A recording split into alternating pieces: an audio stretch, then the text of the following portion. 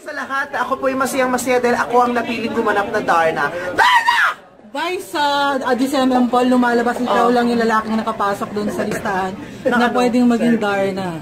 Yes, ako lang talaga ang karapat dapat maging Darna.